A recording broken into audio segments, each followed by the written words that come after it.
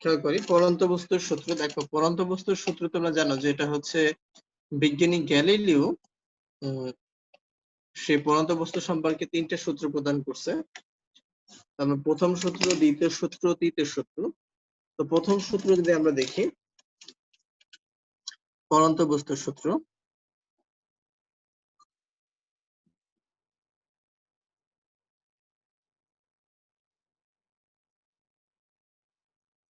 পরন্ত বস্তুর সূত্র দেখো এখানে 3টে সূত্র আছে। একটা হচ্ছে প্রথম সূত্র, আমাদের 19-এ এটা কিছুটা ছিল। প্রথম সূত্র কি? স্থির অবস্থান থেকে বিনা বাধায় পরন্ত কোন বস্তু ও সমান সময় সমান দূরত্ব অতিক্রম করবে। এটা তোমরা এটা পড়ে দেখো যে স্থির অবস্থান হতে বিনা বাধায় পরন্ত কোন বস্তু সমান সময় সমান দূরত্ব অতিক্রম করবে। এটা ছিল আমাদের প্রথম সূত্র ছিল। এবং আমাদের দ্বিতীয় সূত্র ছিল হচ্ছে তোমার এরকম, দ্বিতীয় সূত্র ছিল আমাদের এরকম, স্থির অবস্থায় পরন্ত বস্তু অতিক্রান্ত পরন্ত বস্তুর বেগ অতিক্রান্ত দূরত্বের সমানুপাতিক, অর্থাৎ হচ্ছে বি সমানুপাতিক হচ্ছে আমাদের টি। এটা অর্থাৎ সূত্রটি একটু খেয়াল করো, স্থির অবস্থান থেকে বিনা বাধায় পরন্ত বস্তু নির্দিষ্ট সময় প্রাপ্ত বেগ ওই সময়ের হচ্ছে সমানুপাতিক। এটা হচ্ছে আমাদের কোন সূত্র? দ্বিতীয় সূত্র। তৃতীয় সূত্রটা কি খেয়াল করো, তৃতীয় সূত্রটা হচ্ছে আমাদের এরকম যে স্থির অবস্থান থেকে বিনা বাধায় পরন্ত বস্তু নির্দিষ্ট সময় যে দূরত্ব অতিক্রম করে তা ওই সময়ের বর্গের সমানুপাতিক, অর্থাৎ এইচ সমানুপাতিক হচ্ছে তোমার টি স্কয়ার।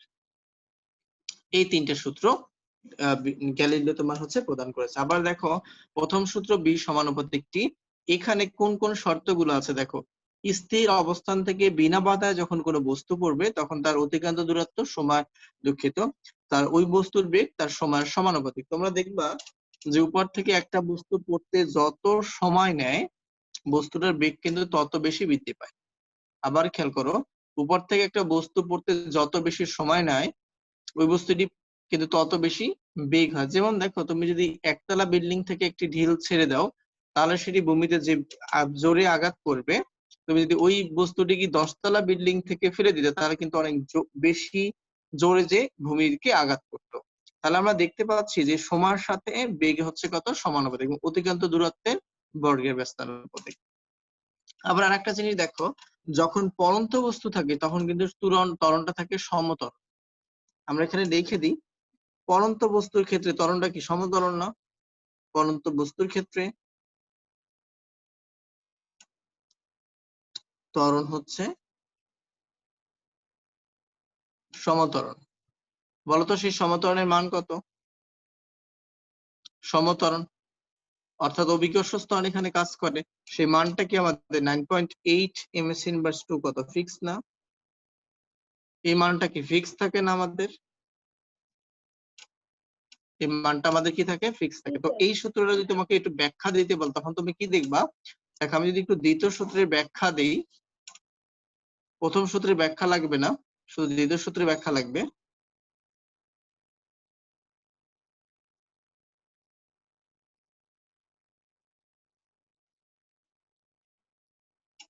দেখো দ্বিতীয় সূত্রের ব্যাখ্যা যদি আমরা একটু খেয়াল করি, দ্বিতীয় সূত্রের ব্যাখ্যাটা, যদি মনে করো কোনো বস্তুর ভিন্ন ভিন্ন সময় ভিন্ন ভিন্ন বেগ হয়, ভিন্ন ভিন্ন সময় ভিন্ন ভিন্ন সময়ে ভিন্ন ভিন্ন বেগ পাবো। অর্থাৎ খেয়াল করি ভিন্ন ভিন্ন সময় ভিন্ন ভিন্ন বেগ পাবো। অর্থাৎ যখন আমার সময় t1, t2, t3, t4, তখন আমরা বেগ পাবো কি দেখো, তখন বেগ v1, v2 এবং হচ্ছে কত v3, v4 ইত্যাদি হবে ইত্যাদি। দেখো এখন আমাদের এই যে সূত্র আছে b সমানুপাতিক t, এটার পরিবর্তে দেখো আমরা লিখতে পারি কি b সমান দুর্বক ইন্টু আমরা কি লিখতে পারি, t লিখতে পারি। তাহলে এখানে খেয়াল করো, আমরা এই লাইনটাকে আরেকটু যদি লিখি তাহলে আমরা এখানে লিখতে পারি b/t সমান কিন্তু আমরা দুর্বক লিখতে পারি। দেখো এই লেখাটি তোমরা বুঝছো কিনা? তাহলে আমরা এখানে লিখতে পারি কি ভিন্ন ভিন্ন সময় ভিন্ন ভিন্ন বেগ তার ভিন্ন ভিন্ন সময় আমাদের কি ভিন্ন ভিন্ন বেগ হবে। দেখো ভিন্ন ভিন্ন সময় ভিন্ন ভিন্ন বেগ।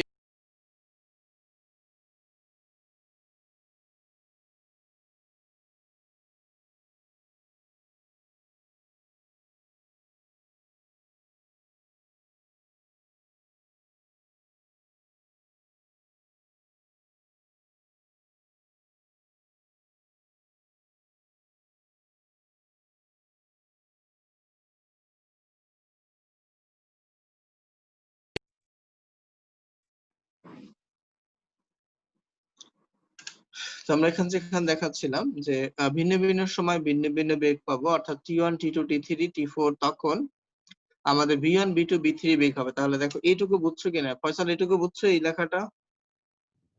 ইয়েস স্যার, বুঝতে পারছি।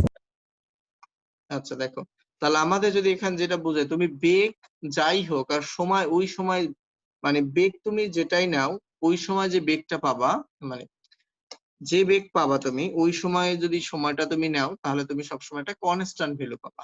যেমন আমি যদি এখানে মনে করো V1 সময় T1 সময়ের জন্য বেগ হবে কত V1, তাহলে আমি যদি এই অনুসারে লিখি সমান, তখন আমরা V2 বেগের জন্য T2 সময় বা T2 সময়ের জন্য V2 বেগ পাবো। তারপর হচ্ছে মনে করো T3 সময়ের জন্য আমরা V3 বেগ পাবো। একইভাবে আমরা T4 সময়ের জন্য B4 বেগ পাবো। এই মানগুলো অর্থাৎ এখানে তুমি V1 আর T1 অনুপাত করলে যে মানটা পাবা, V2 T2 অনুপাত করলে সেই একই ভ্যালু আসবে। অর্থাৎ প্রত্যেকের ভাগফলের মান সমান। এটুকুর ভাগফল যা এই V2 বাই T2 এর ভাগফল হতে তাই এটুর সমান ভাগফল তাই, অর্থাৎ এইটা তোমার কিন্তু দুর্ভোগ। তোমরা বলো তো এখানে আমরা বেগ আর সময় ভাগ করলে কোন রাশিটা পাবো বলো তো? ফয়সাল বলো তো, বেগ এবং সময় ভাগ করলে আমরা কোন রাশি পাবো? স্যার ওই যে সময় কি দিকে সন্দেহ করলে স্যার এখন মানে মনে পড়তেছে না। আর সহজ জিনিস তো, বেগ আর সময়কে অনুপাত করলে তো ত্বরণ পাওয়া যায়। আচ্ছা, বেগের স্যার পরিবর্তন সময়ের বর্গ, স্যার সময়ের বর্গ। সময়ের আচ্ছা বর্গ স্যার, তো নাই, T1 T2 T3 T4। আচ্ছা অর্থাৎ তুমি বুঝতে একটু পারছি, বুঝতে খেয়াল পারছি করো। স্যার, এখন বুঝতে পারছি স্যার। আচ্ছা এক্সাম্পলটা তোমাদের একটু ভালোভাবে না দিলে তোমরা এটা বাস্তবিক ফিল করতে পারবে না। দেখো এটা হচ্ছে এরকম, মনে করো 10 তলা বিল্ডিং থেকে আমি একটা 10 তলা বিল্ডিং এঁকে ফেলি। 1 2 3 4 5 6 7 8 9 10। এই মনে করো আমরা বুঝে 10 তলা নেব, বিল্ডিং, বুঝিনি? আচ্ছা তারপর অসুবিধা একটু নেই স্যার। দেখাই দিই। আচ্ছা একটু বাস্তবিক ফিল হোক। আচ্ছা আমি যদি এখান থেকে একটা বস্তু ফেলে, তুমি একটু খেয়াল করো আমাদের এখানে আদিবেগ কত? যদি আমরা ফেলে দিই, শূন্য, মনে করো এই বস্তুটাই ফেলবো, শূন্য। স্থির ওখানে। এখন এই বস্তুটা মনে করো 1 সেকেন্ডে 1 তলা পার করলো, তাহলে 1 সেকেন্ড পরের বেগ কত? 9.8 মিটার পার সেকেন্ড হবে না? জি স্যার। Yes, sir. আর ত্বরণ কত? 9.8 ms ইনভার্স 2। একটু বুঝে নাও, ত্বরণ হচ্ছে 9.8 ms ইনভার্স 2। এর অর্থ হচ্ছে যে 1 সেকেন্ড পর যে তার বেগটা হবে 9.8 করে বাড়বে। তাহলে তুমি দেখো তার বেগ ছিল কত? শূন্য। 1 সেকেন্ড পর কত হবে? 9.8। এবার দেখো তো 2 সেকেন্ড পর বেগ তাহলে কত হবে? 19.6। 19.6। 3 সেকেন্ড পর আসবে আমাদের 29.4। 4 সেকেন্ড পর আসবে আমাদের 39.2। তাহলে এবার তো একটু বিষয়টি খেয়াল করো, আমাদের যখন সময় 1 সেকেন্ড, দেখো আমি এবার ভাগ করে দিই। যখন, জি বাবা, হ্যাঁ ইয়েস, দেখো দেখো যখন 1 সেকেন্ড তখন আমরা বেগ পাইছি কত? 9.8 ms ইনভার্স 1। এবার দেখো এটাকে ভাগ দিলে তোমার কত? 9.8 ms ইনভার্স 2 আসে। যখন তোমার দেখো এখানে আমরা কি পাইলাম, যখন সময় 2 সেকেন্ড তখন আমরা বেগ পাইছি না এটা? জি স্যার। প্রতি সেকেন্ডে তো 9.8 করে যোগ হবে, আগের বেগের সাথে 9.8 করে যোগ হবে। এটা কিন্তু পরন্ত বস্তুর হিসাবে। এখানে 9.6, পরে কিন্তু এটার সাথে আরো 9.8 যোগ হবে। এবার দেখো আমার 4 সেকেন্ডে পাইছি কত? 3 সেকেন্ড 29.4। এই বেগটা পাইছি আমরা 3 সেকেন্ডে, এই বেগটা পাইছি আমরা 2 সেকেন্ডে, 4 সেকেন্ডে পাইছি এইটা, 5 সেকেন্ড আবার এই বেগের সাথে আরো 9.8 যুক্ত হবে। এরকম যত সেকেন্ড পড়তে লাগবে তত সেকেন্ডে বেগটা এরকম বাড়তেই থাকবে। এবার তাহলে দেখো 19.6 এই বেগটা পাইছি আমরা কয় সেকেন্ডে? 2 সেকেন্ডে। ভাগ দিলে দেখো 9.8 ms ইনভার্স 2 আসে। 3 সেকেন্ড সময় আমরা বেগ পাইছি কত 29.4, একে 3 সেকেন্ড দিয়ে ভাগ দাও, তাহলে দেখো 9.8 ms ইনভার্স 2। এবার দেখো প্রত্যেক ক্ষেত্রে কি এটা কনস্ট্যান্ট ভ্যালু এসেছে? দেখো তো কোনো কি আলাদা আছে? না।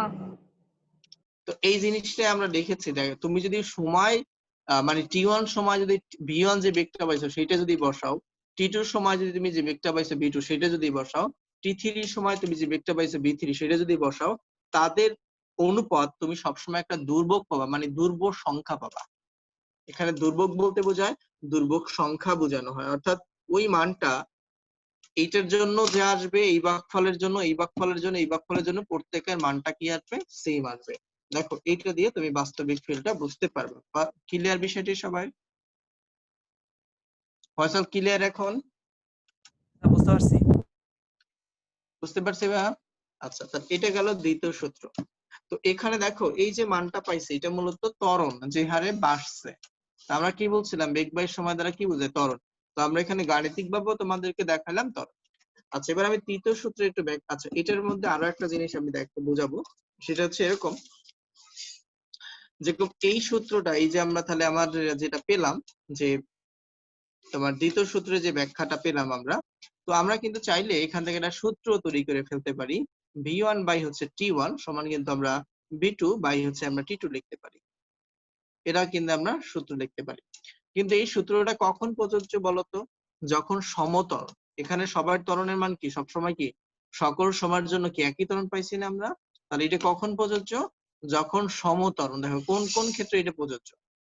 যখন সমত্বরণ এবং আদিবেগ কত? আদিবেগ যখন 0, তখন কিন্তু আমরা এটার সূত্র প্রয়োগ করতে পারি। মনে করে কিভাবে প্রয়োগ করতে পারি? তোমাকে যদি বলে একটা বস্তুর বেগ মানে যদি সমত্বরণে চলে, তাহলে আমরা যদি এখানে তার যে কোনো সময় ওই সময় বেগ বসাই দিই, তাহলে আমরা অন্য সময়ের বেগটা বের করে ফেলতে পারি। এটা তখন বোঝাবে। দেখো এখন এই সূত্রটি একটু খেয়াল করো, এই সূত্রটি আমরা আমাদের যে গতির সমীকরণ পড়েছি সেখানে কিন্তু আমরা এই সূত্রটা বের করে নিয়ে আসতে পারি। আমাদের মূল সূত্রটা ছিল এরকম। তাহলে দেখো নিউটনের যে সূত্রগুলো আছে সেই সূত্রগুলোর সাথে কিন্তু এখানে একটা সামঞ্জস্যতা আছে। কোন জায়গায় দেখো তোমরা v সমান u প্লাস এটি পড়ছো?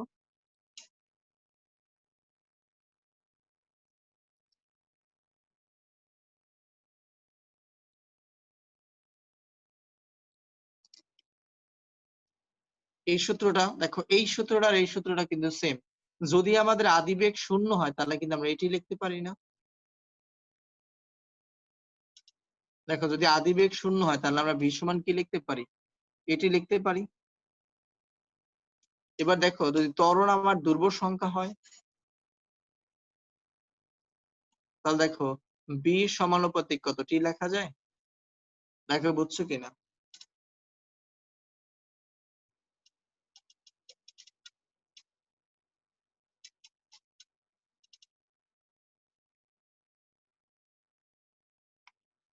দেখো বুঝছো এটা?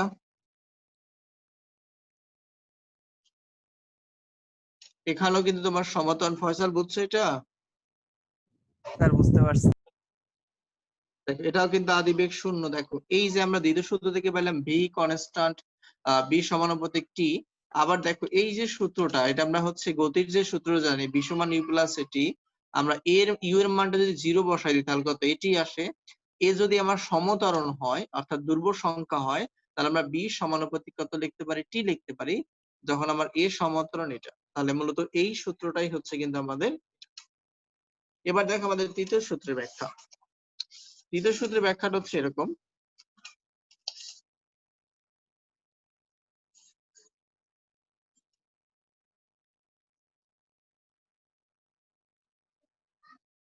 তৃতীয় সূত্রের ব্যাখ্যাটা যদি আমরা একটু দেখি, তৃতীয় সূত্র বলছে যে এইচ সমানুপাতিক হচ্ছে আমাদের টি স্কয়ার।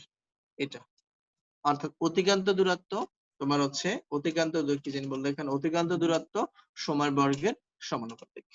অর্থাৎ সময় বাড়লে অতিক্রান্ত দূরত্ব তার বর্গের সমানুপাতিক হারে বৃদ্ধি পেতে থাকবে। এটা বৃদ্ধি পেতে থাকবে কেন? দেখো এটা তুমি একটু বুঝবা, যদি আমার বস্তুটা এখান থেকে পড়া শুরু করে আদিবেগ যদি 0 হয়, তো আমার এখানে যদি বেগ হয় 9.8 হবে 1 সেকেন্ড পর। এই বেগটা কয় সেকেন্ড? এবার দেখো 2 সেকেন্ড পর বেগ হবে কত? 2 সেকেন্ড পর বেগ হবে 19 দশমিক কত? 19.6। 3 সেকেন্ড পর আমাদের যে বেগটা হবে এটা 29.4। 4 সেকেন্ড পর যে বেগটা হবে, জি বাবা, নাও তুমি খাও বাবা, নাও দেখো এই। তো এখন এইখানে দেখো আমাদের বস্তুটা আসতে খেয়াল করো, এটা আমাদের 1 সেকেন্ড, এটা আমাদের 2 সেকেন্ড, এটা আমাদের 3 সেকেন্ড, এটা আমাদের 4 সেকেন্ড লাগছে।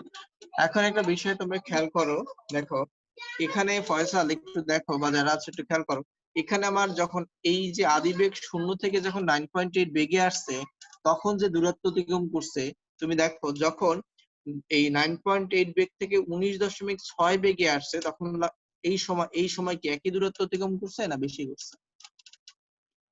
যখন এই অবস্থায় যায় এই কথার অর্থ হচ্ছে সে 1 সেকেন্ডে 9.8 মিটার যায়।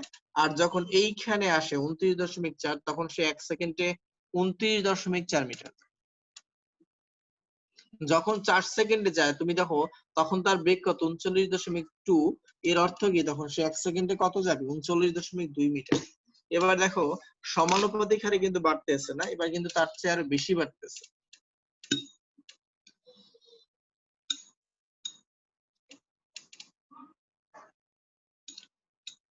আবার বিষয়টি খেয়াল করো, এখানে লেখাটা কি তোমরা দেখতে পাচ্ছ? এই যে এখানে বেগ 0 থেকে তোমার 1 সেকেন্ডে তার বেগ 9.8। এর মানে দেখো যখন 9.8 বেগ হয় তখন বোঝায় সে 1 সেকেন্ডে 9.8 মিটার যাবে। কিন্তু পরের সেকেন্ডে কিন্তু দেখো তার 19.6 হয়েছে বেগটা। তাহলে এই দ্বিতীয় সেকেন্ডে যে দূরত্ব অতিক্রম করছে তৃতীয় সেকেন্ডে কিন্তু সেই দূরত্বটা আরো বেশি অতিক্রম করবে। চতুর্থ সেকেন্ডে কিন্তু সেই দূরত্ব না আরো বেশি দূরত্ব অতিক্রম করবে আগের চেয়ে, কারণ তখন তার বেগ 29.4, এখন সে কি হারে যাবে? 1 সেকেন্ডে 29 মিটার যাবে। আবার বুঝে নাও, 1 সেকেন্ডে কত যাবে? 29 মিটার যাবে। এভাবে কিন্তু তার এখানে ইনক্রিজ হচ্ছে। তো এখানে দেখো আমাদের এই সমানুপাতিক হচ্ছে টি স্কয়ার। তাহলে আমরা এখানে কিভাবে করতে পারি এটা যদি একটু খেয়াল করো, তাহলে এইচ সমানুপাতিক টি স্কয়ার, এটাকে আমরা লিখতে পারি এইচ, তারপর আমরা এখানে এটার পরিবর্তে একটা এইটা উঠে একটা ধ্রুবক লিখে দিলাম, কিন্তু হচ্ছে আমাদের টি স্কয়ার। তাহলে আমি এখানে লিখতে পারি এইচ বাই টি স্কয়ার সমান ধ্রুবক। তোমরা বলো তো এইচ বাই টি স্কয়ার এইটা সমান আমরা কি রাশি পাবো? এইচ বাই টি স্কয়ার কে বলতে পারো?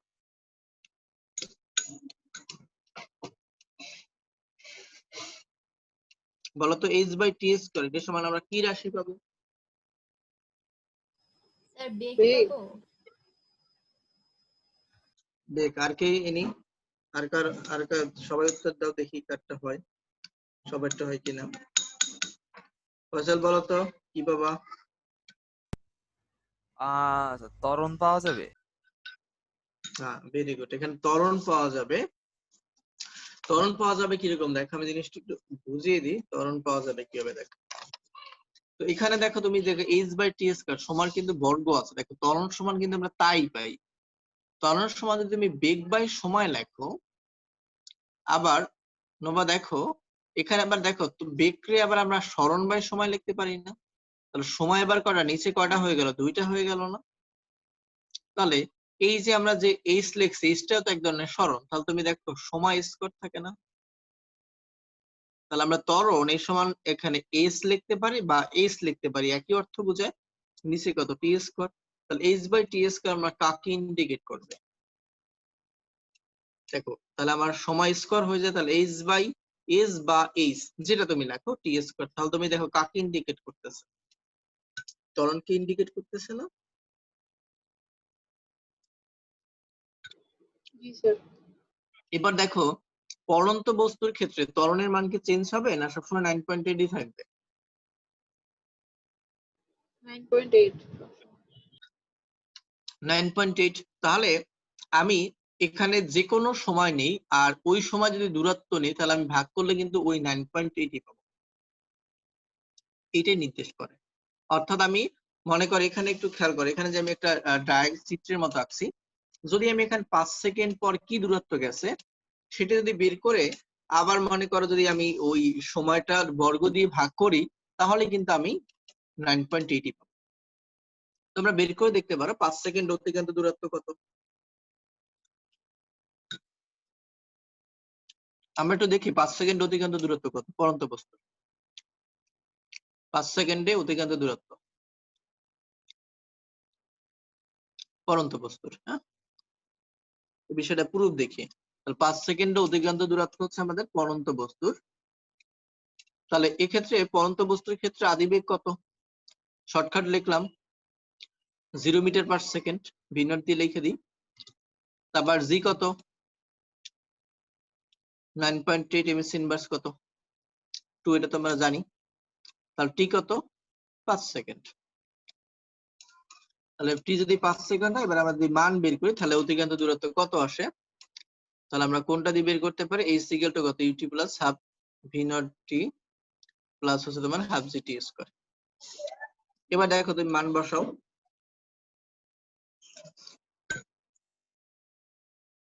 মান বসালে আমাদের কি আসে? এইচ এর মান এটা তোমার 0 ইনটু 5 1/2, জি কত? 9.8, টি কত? 5 স্কয়ার। তাহলে আমাদের যে রেজাল্টটা আসে 4.5 ইনটু কত? 25।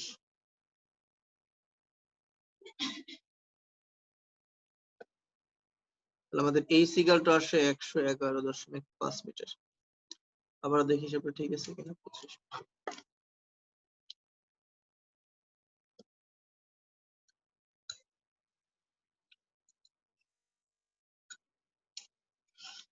এটা চলে আসে। দেখো তাহলে দেখো তো হিসাবটা ঠিক আছে কিনা।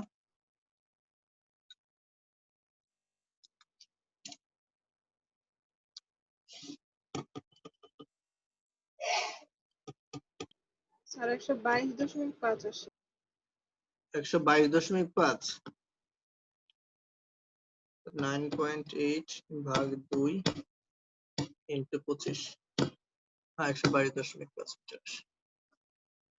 5 সেকেন্ড এটা অতিক্রান্ত দূরত্ব আসে। এখন দেখো আমরা এই যে সূত্রটা আছে এই সূত্রটা থেকেও কিন্তু আমরা এই যে তোমার যে তোকে যেটা দেখাইলাম এটাও কিন্তু নিয়ে আসতে পারি। তুমি একটু খেয়াল করো, যদি পড়ন্ত বস্তুর ক্ষেত্রে আমাদের আদিবেগটা 0 হয়, u t plus half g t square, যদি আমাদের শুরুতে আদিবেগ 0 হয় তাহলে আমি সূত্রটাকে লিখতে পারি হচ্ছে হাফ জিটি স্কয়ার। এখন এই 1/2 তো 1/2, এটা তো আর কখনো পরিবর্তন হয় না, হয় বলো? এই 1/2 কিন্তু 1/2, এটা কিন্তু আর পরিবর্তন হয় না কখনো। তাহলে আমি কিন্তু এই জায়গাটাকে বাদ দিয়ে লিখতে পারি। এটাতে কিন্তু কনস্ট্যান্ট 1/2 1/2, এটা ফিক্সড, জি ফিক্সড। তাহলে লেখা যায় কিন্তু দেখো এইচ সমানুপাতিক টি স্কয়ার। তাহলে গতির সমীকরণের আমার এই সূত্রটার সাথে কিন্তু গ্যালিলিওর তৃতীয় সূত্রটার কিন্তু হুবহু মিল আছে। এইচ সমানুপাতিক হচ্ছে কত? টি স্কয়ার। এখন এখানে আমরা আরেকটা বিষয় একটু দেখাই। যদি আমরা এখানে দেখি, যদি আমরা এখানে কি করতে চাই, কি জানি দেখাবো, এটা কিন্তু আমি একবার লিখে দিই। জি সমান আমরা কিন্তু লিখতে পারি তোমার এইচ বাই 2h বাই হচ্ছে দেখো টি স্কয়ার লেখা যায়। 2h বাই হচ্ছে কত? টি স্কয়ার।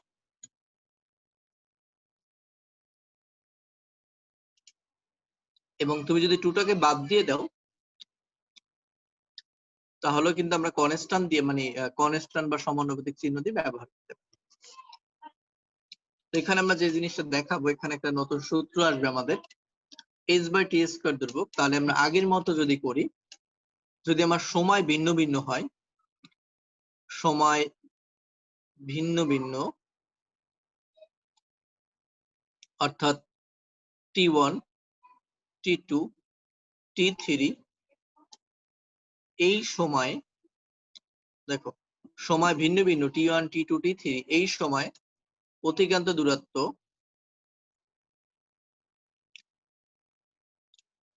দূরত্ব হচ্ছে আমাদের h1 h2 h3 বা যে কোনটা হতে পারে। তাহলে আমরা এই সূত্রটাকে কিভাবে লিখতে পারি? h1 বাই হচ্ছে তোমার t1 স্কয়ার সমান আমরা লিখতে পারি h2 বাই t2 স্কয়ার। আমরা লিখতে পারি h3 বাই হচ্ছে কত t3 স্কয়ার। তুমি চাইলে আরো লিখতে পারো, সমান আমরা লিখতে পারি ধ্রুবক সংখ্যা।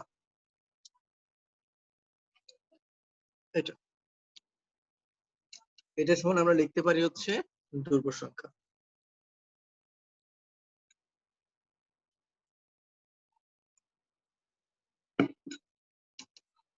এখন খেয়াল কর, তাহলে আমরা এটুকু সূত্র নিতে পারি। এই যে এখানে দেখো আমরা একটা সূত্র তৈরি করতে পারি h1 by t1 square h2 by t2 square. একটা সূত্র হয়ে যায় না আগেরটার মতো, h1 by t1 square h2 by t2 square. এটা কিন্তু ম্যাথ হয় এবং প্রায় অবজেক্টিভ হয়, এরকম একটা অবজেক্টিভ হয়। মনে করো একটি বস্তু পড়ন্ত অবস্থায় একটি বস্তু পড়ন্ত অবস্থায় একটু খেয়াল করো, একটি বস্তু পড়ন্ত অবস্থায় 5 সেকেন্ডে 50 মিটার যায়। দেখো একটি বস্তু পড়ন্ত অবস্থায় 5 সেকেন্ডে 50 মিটার যায়, তাহলে 10 সেকেন্ডে কত মিটার যাবে? না এটা বের করো।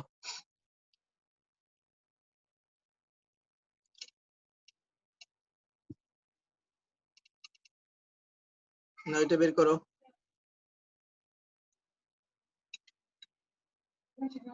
হুম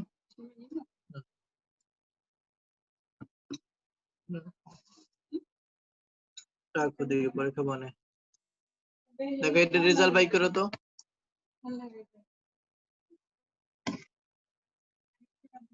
না।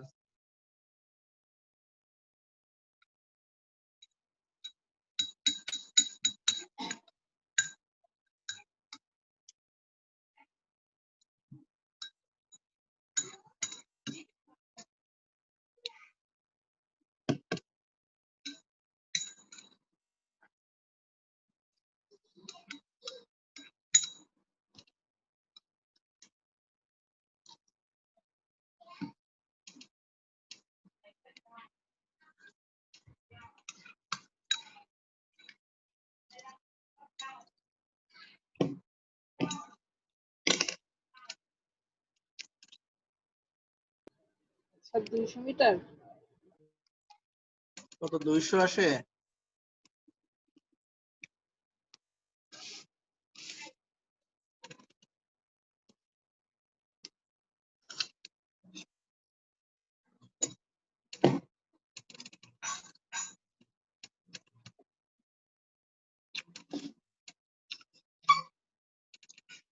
ওই দেখতে তারা কত আসে দেখতেছি 50 ভাগ 5 সেকেন্ডে যায় কত 50 মিনিট, 50 ভাগ 25 এটা। হ্যাঁ 200 মিটার আসে। দেখ এখানে তুমি প্রথম সেকেন্ডের জন্য বসাবে এটা 5 সেকেন্ডে যায় 50 মিটার, এখানে বসাও h2 হচ্ছে তুমি বসাও হচ্ছে আমাদের h2 বের করবো, এটা 10 সেকেন্ড বসা 200 মিটার। ফয়সাল বুঝছো এটা?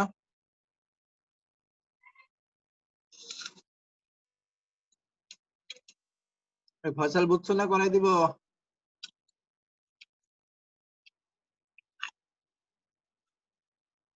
সাদিয়া কই গেল? এ তারিন বুঝছো? জি স্যার, করানো লাগবে না, করছি। একবারই সহজ, এখানে 5 সেকেন্ড বসাও, এখানে 50 বসাও, এখানে 10 বসা, বের হয়ে যাবে। তো এইগুলো ছিল আমাদের মূলত গ্যালিলিওর সূত্র, এই তিনটা।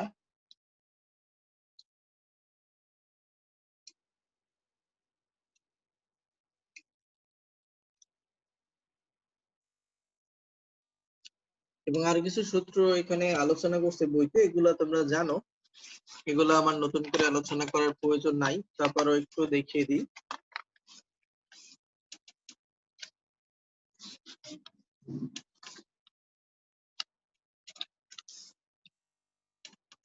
যেরকম দেখো খেয়াল করে এখানে যে সূত্রগুলা আরো আলোচনা করছে, যেরকম এগুলো তোমরা জানো, সেটা হচ্ছে ভি নট বি সমান আমরা জানি কত ভি নট ইউ প্লাস তোমার হচ্ছে এটি, আচ্ছা, এই সূত্রটা যদি নিক্ষিপ্ত হয় তাহলে আমরা সেক্ষেত্রে এটা ইউজ করি কিভাবে? ভি সমান হচ্ছে কত? ভি নট মাইনাস হচ্ছে জিটি। তো আমরা এখানে জিটিটা কখন ব্যবহার করি? যদি নিক্ষিপ্ত হয়, আর যখন আমাদের পড়ন্ত হবে তখন আমরা এটা হচ্ছে এইভাবে ইউজ করি। তো এগুলো কি দেখান লাগবে, আলোচনা করা লাগবে, না তোমরা পারবা? এটা কখন ইউজ করি আমরা? মানে সরলরৈখিক যখন, এটা আমরা যখন সরল পথে যাই তখন ইউজ করি। এটা কখন? যখন উপরের দিকে উঠে, উলম্ব ভাবে খাড়া ভাবে উঠবে তখন হচ্ছে এটা। যখন তোমার হচ্ছে এইটা কখন ইউজ করি? যখন খাড়া ভাবে নিচের দিকে পড়বে। এক্ষেত্রে হচ্ছে আমাদের জিটা মাইনাস, এটা হলো তোমার নিক্ষিপ্ত। এই নিক্ষিপ্তটা কিন্তু খাড়া, কারণ এখানে কিন্তু কোনো কোণ নাই আছে, তাহলে কোণ না থাকলে কিন্তু আমাদের খাড়া। আর এখানে হচ্ছে আমাদের পড়ন্ত প্লাস জি। এখানে তোমরা দেখতে পাচ্ছ কিন্তু কোনো কোণ নাই, আর এটা কিন্তু সরলরৈখিক।